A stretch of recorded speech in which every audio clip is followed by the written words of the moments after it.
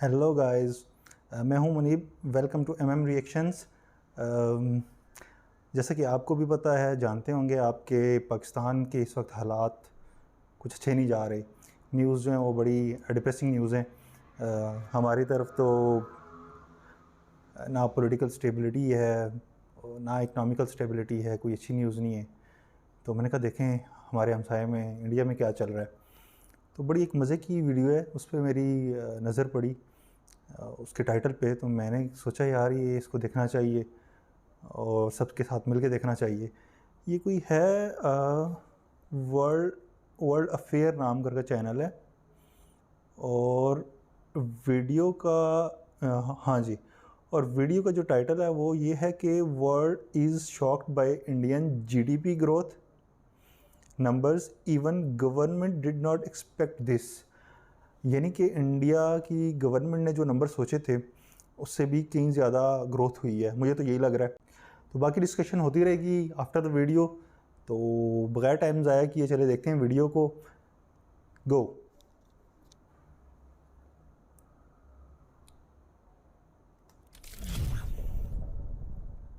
नमस्कार and welcome you all to world affairs. मैं हूं प्रशांत धवन। नाउ इंडिया के जीडीपी नंबर्स ने पूरी दुनिया को शॉक कर दिया है, जहां पर दुनिया की डेवलप्ड इकोनॉमीज या तो रिसेशन में है या बिल्कुल। तो रिसेशन की तरफ बढ़ रही है। ऐसे टाइम में इंडिया ने 7.2% की ग्रोथ रेट दिखाई है। आप खुद ही समझ सकते हैं, बाय डिफॉल्ट इंडिया दुनिया की फास्टेस्ट ग्रोइंग इकोनॉमी है आज के समय। और यहाँ पे आप देख पाओगे लिखा हुआ है कि इंडियन इकोनॉमी अब आराम से 3.3 ट्रिलियन डॉलर के आगे निकल चुकी है। हालांकि जो एक्चुअल अब पोजीशन है इंडियन इकोनॉमी की, ये 3.5 ट्रिलियन डॉलर्स के आसपास है। ये मूडीज और कई और प्राइवेट एजेंसीज ने कहा है, बट ऑफिशियली आप देखोगे हम 3.3 ट्रिलियन के आगे तो निकल ही चुके हैं। और सबसे इंटरेस्टिंग बात यह है कि किसी ने भी ऐसे नंबर्स की एक्सपेक्टेशन नहीं करी थी। ये बेटर देन एक्सपेक्टेड नंबर्स हैं। भारत सरकार खुद मान के चल रही थी कि फाइनेंशियल ईयर 2023 में हमारी ग्रोथ रेट 7% के आसपास रहेगी। आरबीआई ने तो थोड़ा सा और कम करके बताया था। आरबीआई ने कुछ महीने पहले कहा था कि ग्रोथ रेट हमारी मोस्ट प्रोबेबली 6.8% के आसपास रहेगी। हालांकि बाद में आरबीआई के गवर्नर ने एक स्टेटमेंट दी और ये कहा कि इंडिया की इकोनॉमी हो सकता है कि 7% के आगे निकल जाए, बट लोग मान रहे थे मैक्सिमम 7%, 7.1%, 7.2% ओवरऑल ग्रोथ अप्रैल 2022 से लेकर मार्च 2023 तक। ये जो आप देख पाओगे ये 3 महीने की ग्रोथ रेट है। पहले क्वार्टर में 13% के आसपास ग्रो किए, फिर 6.3%, फिर 4.4%, फिर 6.1%, और ओवरऑल हम फाइनेंशियल ईयर 2023 में हमने ग्रोथ रजिस्टर करी है 7.2% की। और सिंस नंबर्स इतने सरप्राइजिंग है, हमारे देश के पीएम ने भी इस पर ट्वीट करी है। उन्होंने ये कहा है कि जो जीडीपी नंबर सामने आए हैं 2022 से लेकर 2023 साल के, इससे ये दिखता है कि चाहे ग्लोबल चैलेंजेस बने हो, देखो बहुत ही बड़ी बात है कि यूक्रेन में वॉर चल रही है, वॉर, कंप्लीट इंस्टेबिलिटी है दुनिया में इकोनॉमिक कंडीशंस को लेकर। जर्मनी जैसे बड़े कंट्रीज, इंडिया से बड़ी economy for the time being, Germany जो इंडिया से बड़ी इकोनॉमी है ये रिसेशन में जा चुकी है। वर्ल्ड बैंक खुद ही इकोनॉमिक फोरकास्ट कट कर रहे हैं, ग्लोबल रिसेशन की बात की जा रही है। इसी साल प्रोबेबिलिटी है, काफी हाई प्रोबेबिलिटी है कि यूके और यूएसए भी रिसेशन में डूब जाएंगे। ऐसे टाइम में, ऐसे ग्लोबल चैलेंजेस में 7.2 रजिस्टर करना बहुत ही इंप्रेसिव है, क्योंकि दुनिया मान के चल रही थी 6.8 के आसपास। अमेरिकन इंस्टीट्यूशंस तो मान के चल रहे थे कि हाँ इंडिया इतना ही ग्रो करेगा। तो उनकी एक्सपेक्टेशंस को मीट करके फिर थोड़ा सा आगे और पुश करना, दिस इज इंप्रेसिव। और एक थोड़ा सा मैं आपको कंपैरिजन के लिए बता दूं, यूएस चाइना से अगर हम कंपेयर करें, हालांकि मैं ये कहूँगा, देखो यूजुअली जब मैं वीडियो बनाता हूँ तो 200-300 में से 1-2 कमेंट्स होती हैं, वो कहते हैं कि जी पाकिस्तान का बताओ। यहाँ देखिए, पाकिस्तान को अब डिस्कस करना पॉइंटलेस है, वो गाड़ी बहुत आगे निकल चुकी है, तो इसलिए मैं मेंशन भी नहीं करता। ठीक है, लास्ट वीडियो में भी नहीं मेंशन किया था, इस वीडियो में भी मेंशन नहीं करूंगा। It is absolutely pointless. USA को अगर हम देखें तो पिछले साल यूएसए की ग्रोथ रेट रही थी 2.1% के आसपास की, और अभी ना इनकी जो क्वार्टरली ग्रोथ रेट है 1% के आसपास झूल रही है। थोड़ा सा भी कहीं से इनको धक्का लग गया तो सीधा ये नेगेटिव ग्रोथ रेट रजिस्टर करना स्टार्ट कर देंगे। और ऐसा मत सोचना कि यूएस देखो बड़ी इकोनॉमी है तो इनके लिए ग्रो करना मुश्किल होता होगा, नहीं। यूएसए की इकोनॉमी में फंडामेंटल प्रॉब्लम्स है। ये इतना तेजी से ग्रो नहीं कर रहे बहुत लंबे समय से। चाइना भी बड़ी इकोनॉमी है, चाइना पिछले साल 3% ग्रो किया है और इस साल आप देखोगे ये लोग कह रहे हैं कि 5% की ग्रोथ रेट ये अचीव करेंगे, ये इनका टारगेट है। मान लो 4.5 भी कर लेते हैं तो ये बहुत ही बड़ी जंप होगी और चाइना इसी तरीके से हर साल यूएसए की जीडीपी को बीट करके इवेंचुअली 2030 तक नॉमिनल जीडीपी के मामले में यूएसए को ओवरटेक कर लेगा। और इसी टाइम फ्रेम में आप ये भी देखोगे, एक्चुअली इससे काफी पहले 2027 के आसपास आप ये भी देखोगे कि इंडिया विश्व की तीसरी सबसे बड़ी अर्थव्यवस्था बन चुका होगा। मगर अभी के लिए ना, इस साल के लिए इंडिया के सामने एक सिंगल टारगेट है, जर्मनी, और मौका बहुत अच्छा है। जर्मनी इस वक्त आर्थिक मंदी में है, रिसेशन में है। इनकी जो जीडीपी है ये नेगेटिव में जाएगी, मतलब कि नीचे गिरेगी। ये जो 4.3 ट्रिलियन के आसपास लिखा है ये कम होगा। अब यहाँ पे आप एक क्वेश्चन पूछ सकते हैं कि ये क्यों लिखा है कि आईएमएफ के हिसाब से इंडिया की जो जीडीपी है 3.7 ट्रिलियन हो गई। वो आर्टिकल में तो 3.3 ट्रिलियन कह रहे थे, मॉर्गन स्टैनली 3.5 ट्रिलियन कह रहा था। देखो आईएमएफ थोड़े से आगे एस्टिमेट्स के हिसाब से चलता है, ठीक है, फ्यूचर एस्टिमेट्स के हिसाब से चलता है। तो ये बात आरबीआई भी कह चुका है कि 2023 में ना इंडिया की जीडीपी टोटल आपको 3.7 ट्रिलियन डॉलर दिखेगी। टोटल हमारी जो इकोनॉमी है ये यहाँ तक पहुँच जाएगी। और सामने हमारे एक ही टारगेट है, जर्मनी को डीथ्रोन करना है, या तो इस साल या अगले साल के पहले या सेकेंड क्वार्टर में। India can certainly do that. और इसी के साथ क्या होगा कि टॉप 4 इकोनॉमीज में ना एक भी यूरोपियन इकोनॉमी नहीं होगी। आई मीन कई दशकों में पहली बार हम देखेंगे कि एक भी यूरोपियन इकोनॉमी टॉप 4 में नहीं होगी। जापान को बीट करने में हो सकता है कि 1-2 साल और लग जाए, क्योंकि यहाँ पर अभी रिसेशन हुई नहीं है, अभी भी इनकी इकोनॉमी थोड़ी सी रेजिलियंट है। बट इंडिया में आप देखोगे बहुत से एक्सपर्ट्स ओपनली कह रहे हैं कि इंडिया के पास बहुत ही अच्छा मौका है इसी साल जर्मनी को ओवरटेक करने का। हालांकि मुझे यहाँ पर यह भी बोलना पड़ेगा कि इंडिया चाहे जर्मनी को ओवरटेक कर भी लेना, तब भी चाइना से आप अगर देखो डिफरेंस बहुत ही ज़्यादा बड़ा है। ये 20 ट्रिलियन के आसपास जा रहे हैं। हमारा अभी के लिए टारगेट है 2027 तक के 5 ट्रिलियन के आसपास हो जाए, तो 1/4 नॉमिनल जीडीपी के मामले में हम खड़े हैं। परचेजिंग पावर पैरिटी के हिसाब से हम बहुत पीछे नहीं है, मगर नॉमिनल जीडीपी में ना अभी मैं कहूँगा भारत को फ्यूचर में लगातार कई सालों तक, मैं कहूँगा 10 से लेकर 15 सालों तक ना 7-8% कंसिस्टेंटली ग्रो करना होगा।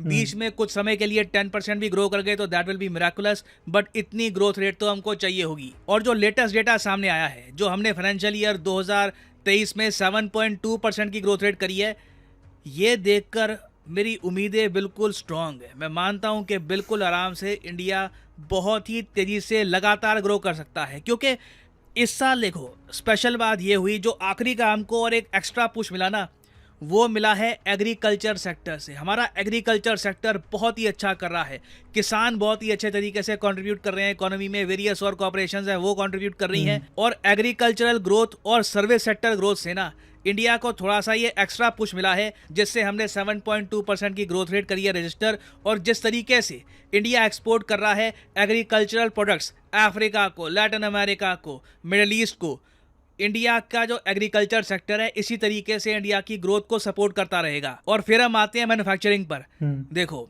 ये अभी भी एक सोया हुआ हाथी है, जब ये जागेगा ना तो इंडिया की इकोनॉमी को और बड़ा पुश देगा। अभी तो मैं कहूँगा मैन्युफैक्चरिंग की इतनी ज़्यादा कंट्रीब्यूशन हमारी इकोनॉमिक ग्रोथ में है नहीं। उल्टा मुझे याद है कि बीच में क्वार्टर आया था, 3 महीने का टाइम फ्रेम आया था, जब इंडिया की जो जीडीपी ग्रोथ रेट है ये 4.4% हो गई थी। क्यों? क्योंकि मैन्युफैक्चरिंग बड़ी कम हो गई थी। मैं यहाँ पे ऑफ कोर्स बात कर रहा हूँ पिछले साल के क्वार्टर 3 की। थर्ड क्वार्टर जो था अक्टूबर से लेकर नवंबर 2022 तक 4.4% हम ग्रो किए।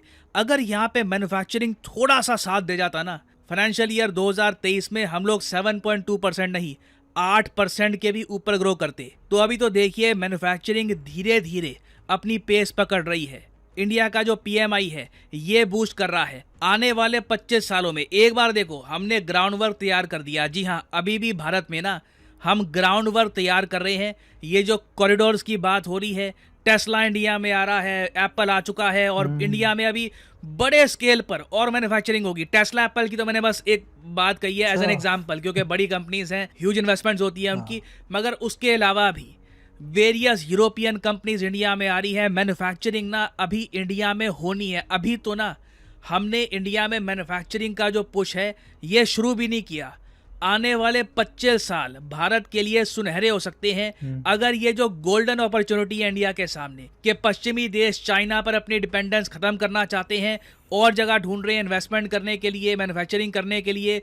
इंडिया एक मैन्युफैक्चरिंग पावर हाउस अगर बन गया तो मैन्युफैक्चरिंग का जो कंट्रीब्यूशन है जीडीपी ग्रोथ रेट में ये इतना बड़ा होगा कि आराम से 8% के ऊपर की ग्रोथ रेट हम कर सकते हैं रजिस्टर। और देखो चाइना से कैचअप करना तो बहुत ही मुश्किल होगा क्योंकि चाइना ने बीच में कई सालों तक 10% की ग्रोथ रेट करी थी। एक बार को तो ये 10% के ऊपर निकल गए थे। तो चाइना से कैचअप करना मुश्किल होगा, बट चाइना के काफी करीब हम पहुंच पाएंगे। तो अभी देखिए ये जीडीपी के नंबर्स बहुत ही अच्छे हैं। $4 ट्रिलियन की इकोनॉमी बिल्कुल सामने दिख रही है अगले साल तक। It is a huge possibility. बस हमें कंसिस्टेंसी मेंटेन करके रखनी है और बिल्कुल जो ग्लोबल रिसेशन आएगा इसका नेगेटिव इम्पैक्ट हमारे देश पर लिमिटेड हो इसका भी प्रयास करना होगा, क्योंकि जब ये बड़े देश मंदी पे जाएंगे तो कहीं ना कहीं इंडिया पर भी नेगेटिव इम्पैक्ट आएगा। वो नेगेटिव इम्पैक्ट कितना होगा that remains to be seen. और फाइनली आपसे मैं एक सवाल पूछूंगा इस टॉपिक पे। रिसेंटली बहुत से आर्टिकल्स पब्लिश हुए हैं। इंडिया और यूएसए का जो डिफेंस ट्रेड है ये बहुत ही जल्द मोस्ट प्रॉब्ली इसी साल कितने बिलियन डॉलर तक पहुंच जाएगा। ये बड़ी बात है। इंडिया यूएस का डिफेंस ट्रेड लगातार बढ़ रहा है। बताइए ये बहुत ही जल्द किस आंकड़े तक पहुंच जाएगा? 10 बिलियन, 25 बिलियन, 8 बिलियन या 19 बिलियन? कमेंट सेक्शन में करिए उत्तर। सही आंसर मैं नहीं दूंगा, बट जो लोग सही आंसर देंगे उनकी कमेंट को मैं हार्ट दे दूंगा ताकि बाकी लोग समझ पाए कि सही आंसर क्या है। और फाइनली यहाँ पर मैं ये भी ऐड कर दूं कि आप किसी भी एग्जाम की तैयारी कर रहे हैं, चाहे एसएससी, यूपीएससी, बैंक, आप परचेज कर सकते हैं अनअकैडमी के। ओके, काफ़ी सरप्राइजिंग नंबर थे। एसएस में इन्होंने एक बात बोली कि पाकिस्तान को डिस्कस करना पॉइंटलेस है। बिल्कुल एग्री करता हूँ। पाकिस्तान में अभी डिफ़ॉल्ट खेल रहे हैं। डिफ़ॉल्ट होगा नहीं होगा, आईएमएफ की तरफ जा रहे हैं। आईएमएफ एड देगा, पैसे देगा, यानी लोन देगा नहीं देगा, ये बातें चल रही हैं। और आप यहाँ पर ट्रिलियंस की बातें कर रहे हैं और जर्मनी को पीछे छोड़ने की बातें कर रहे हैं। तो है वाज़िया फ़र्क नज़र आ रहा है, क्योंकि कंपैरिजन जो होता है वो तो बराबरी या थोड़ा सा फ़र्क हो या जहाँ पर पॉइंट्स का फ़र्क हो, जैसे ये भी जर्मनी और इंडिया का है वहाँ पर कंपैरिजन बनता है। बाकी हमारा वाकई में इंडिया के साथ अभी इकनॉमिकली कोई कंपैरिजन नहीं बनता। दूसरा, पाकिस्तान के जो मामलात अभी चल रहे हैं ना, पॉलिटिकल स्टेबिलिटी है। पॉलिटिकल स्टेबिलिटी होती है तब आपके इन्वेस्टर्स आते हैं, बड़ी बड़ी कंपनीज आती हैं। जैसे आप बात कर रहे थे, इस वीडियो में बात कर रहे थे कि इंडिया ग्राउंड सेट कर रहा है, तो हमारे यहाँ वो ग्राउंड सेट नहीं है। यानी कि हमारी पॉलिटिकल स्टेबिलिटी नहीं है। अब यहाँ पर कंपनी कोई क्यों आएगी? क्योंकि अब कंपनी आती है इन्वेस्टमेंट्स लेके, कल को गवर्नमेंट चली जाती है, दूसरी गवर्नमेंट आ जाती है, वो नई पॉलिसीज़ बना देती है, पुरानी पॉलिसीज़ को कट ऑफ कर देते हैं। मिसाल मैं ले रहा हूँ, फॉर एग्ज़ाम्पल, उसमें उनको बड़ा वो होता है, मुश्किल होती है। तो वो भी कंट्रीज़ वहाँ पर ही जाना प्रेफर करते हैं जहाँ पर आपकी सबसे पहले तो पॉलिटिकल स्टेबिलिटी हो। बाकी चीप लेबर शेबर ये हर जगह बाद में, स्किल्ड लोग हैं, कितने स्किल्ड हैं, चीप हैं, चीप का मतलब है कि इकनॉमिकल हैं, वो तो बात की बात है। पहले तो आप एंट्री, आपका गेट ही बंद है पाकिस्तान का स्टेबिलिटी को लेके। उसका पाकिस्तान ने काफ़ी अरसा टेररिज्म को देखा, जो कि अगर इंडिया से कंपेयर करूं तो ना होने के बराबर है। इवन इंडिया के पूरे साल में, 2 साल में, 3 साल में, 4 साल में, 5 साल में इतना टेररिज्म नहीं होगा जितना पाकिस्तान में एक सिंगल डे ले लें पिछले 10 सालों में। तो काफ़ी फ़र्क है। इस वजह से हमारा टूरिज़म ज़ीरो है।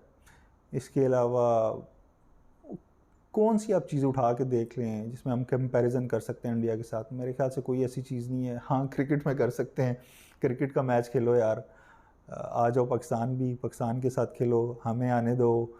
आईपीएल में भी हम अपने प्लेयर्स देखना चाहते हैं। मुझे तो वो भी दिन याद हैं जब शोएब अख्तर ने आईपीएल खेला था शाहरुख खान की टीम में। तो अब वो दोबारा दिन आना चाहिए, पाकिस्तानी प्लेयर्स इंडिया जाएँ, इंडियन प्लेयर्स पाकिस्तान में आएँ, बड़ा मज़ा आए देखने को। खैर, इसमें कंपेयर हम कर सकते हैं, बाकी फ़िलहाल अभी किसी चीज़ में कंपेयर नहीं कर सकते। बाकी उन्होंने मैन्युफैक्चरिंग सेक्टर की बात की। मैन्युफैक्चरिंग सेक्टर जहाँ तक मुझे पता है इंडिया में आपकी ऑटोमोबाइल इंडस्ट्री है, जो थोड़ा बहुत मुझे पता है क्योंकि मैं बाइक्स वगैरह को देखता रहता हूँ। इंडिया में कार्स बाइक्स की प्राइसेस देखता रहता हूँ। पाकिस्तान के कंपैरिजन में पाकिस्तान में उसकी 10 गुना प्राइसेस हैं। इसके अलावा एग्रीकल्चर की बात की, एग्रीकल्चर में पाकिस्तान आप खुद अंदाज़ा कर लें कि अभी आपने न्यूज़ सुनी होगी कि हमारे यहाँ वीट की आटे की किल्लत हो गई थी। लोग आटे की लाइंस में लगे हुए थे और कुछ अफसोसनाक वाक़यात भी हुए, लोग मर गए, कैजुअल्टीज़ भी हुई उसी लाइन के दौरान गहमा गहमी में। जबकि इंडिया जो है वो आपका आटा जो है वो एक्सपोर्ट कर रहा होगा, मैंने देखा नहीं है, नंबर्स देखे नहीं हैं, बट डेफिनेटली जब आप कह रहे हो कि इतनी आपकी एग्रीकल्चर ग्रोथ है तो वीट आप एक्सपोर्ट कर रहे होगे। दूसरा, पाकिस्तान की जो मेजर क्रॉप आती है वो राइस है और इंडिया की भी राइस ही होगी। एक और चीज़ मैंने इंडिया की क्रॉप्स में देखी थी, एक केस स्टडी पढ़ रहा था तब, कि इंडिया टी कॉफ़ी वगैरह का भी प्रोड्यूसर है, जबकि पाकिस्तान में ये इंपोर्ट होती है चीज़ें। तो एग्रीकल्चर में भी इंडिया काफ़ी आगे है, तो इसमें कोई शक नहीं है। और दूसरा, उम्मीद अच्छी है कि हमारे यहाँ भी अच्छे दिन आएंगे, थे अच्छे दिन हमारे यहाँ पहले, तो आएंगे इंशाल्लाह अच्छे, दोबारा अच्छे दिन आएंगे, अच्छे दिन हम भी देखेंगे। फिर हम भी इसी तरह ही हम भी अपनी कंट्री की इकानमी को किसी टॉप लेवल की इकानमी के साथ कंपेयर करेंगे। इंतज़ार है उस दिन का। और चलें मिलते हैं फिर किसी नेक्स्ट वीडियो में। बाय द वे, सपोर्ट कीजिए, कमेंट शेयर लाइक कीजिए और सब्सक्राइब कीजिए, और मुझे सजेस्ट कीजिए कि नेक्स्ट कौन सी वीडियो देखी जाए, तो जिस पे ज़्यादा आपकी वोट्स होंगी उसको देखा जाएगा। Good bye.